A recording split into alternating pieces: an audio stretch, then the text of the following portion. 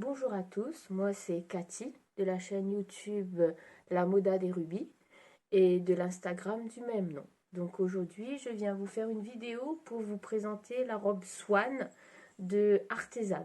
Donc il n'y a pas si longtemps que ça, j'ai vu sur Instagram que si on s'abonnait à la newsletter de Artisan, on recevait le patron de la robe Swan gratuitement. Donc c'est ce que j'ai fait. J'ai reçu dans ma boîte mail le patron de la robe Swan. Donc voilà, c'est une robe style cache-cœur avec des manches 3/4. Hop, si on regarde sur la dame, donc c'est une robe pas trop longue et puis qui pose bien. Donc voilà. Donc dans le patron, on a donc j'ai imprimé en format A4. Il y avait le patron à scotcher et puis le cahier pour le cahier technique pour pouvoir coudre la robe comme il faut. Donc il y avait beaucoup de pages. J'ai mis 2 jours pour tout découper et scotcher et puis tout redécalquer. Donc voilà. Dans le cahier, donc il est assez bien expliqué, donc c'est idéal pour les débutants. Et après, ce qui manquait, c'est que quand il fallait couper le tissu, il disait pas qu'il fallait couper la ceinture 2 fois. Donc une fois pour le côté endroit et une fois pour la doublure. Donc j'étais obligée de recommencer la découpe de la ceinture après avoir eu déjà toutes les pièces.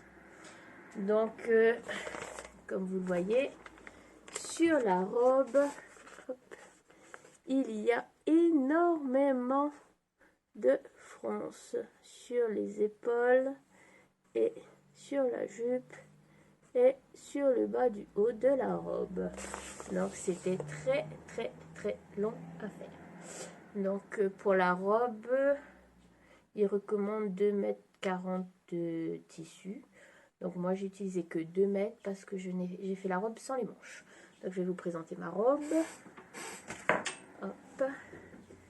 Donc voilà ma robe.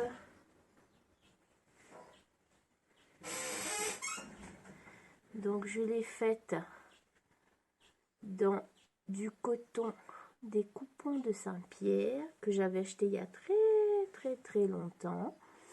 Donc j'ai mis ma petite étiquette. J'ai tout cousu à la machine à coudre. Et puis j'ai essayé de faire une petite finition sur le côté. On ne voit pas bien. À la recouvreuse. Et puis comme j'ai pas fait de manche, j'ai bordé avec un biais. Bon, le biais que j'avais sous la main. Donc voilà.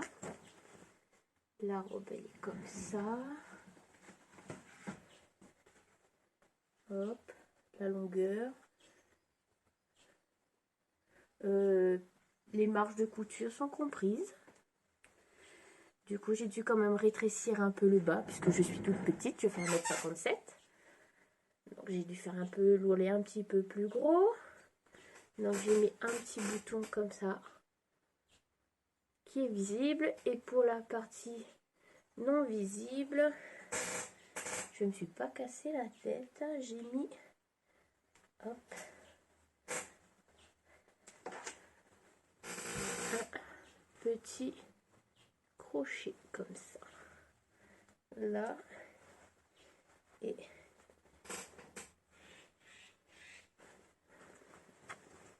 le petit crochet en face. Donc voilà. Donc ça mériterait un bon coup de surjeteuse quand même, hein, parce que le tissu s'effiloche un peu. Donc l'ourlet, c'est un ourlet assez large. Hop. Hop. Donc le mien est un petit peu plus large du coup, puisque j'ai dû enlever 2-3 cm sur le bas. Donc c'est une robe facile à faire, à part vraiment le grand nombre de fronces. Donc il faut prendre son temps et bien tout répartir.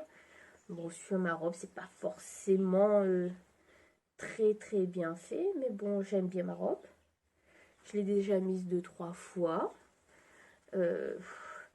Il fait bon dedans, donc le coton, il est léger. Hop, voilà.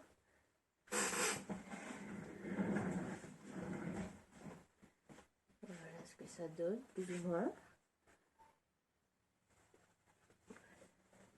Donc je sais pas si c'est encore gratuit, mais si vous voulez tester, ben, essayez de vous abonner à la newsletter pour voir si il y a possibilité d'avoir le patron gratuitement.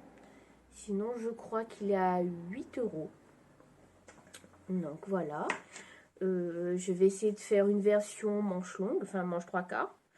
On verra ce que ça donne. Dans un viscose, je pense. Dans une viscose. Et puis, donc je vous conseille de tester, quoi. C'est pas trop compliqué. La parmenture devant, du col et de la jupe tient très bien. Il n'y a pas de pièces à entoiler. Donc si on a un tissu qui se tient bien, pas besoin d'entoilage. Donc voilà, c'est tout ce que je peux vous dire sur cette robe. Donc encore une fois, je vous conseille de voir s'il est encore gratuit.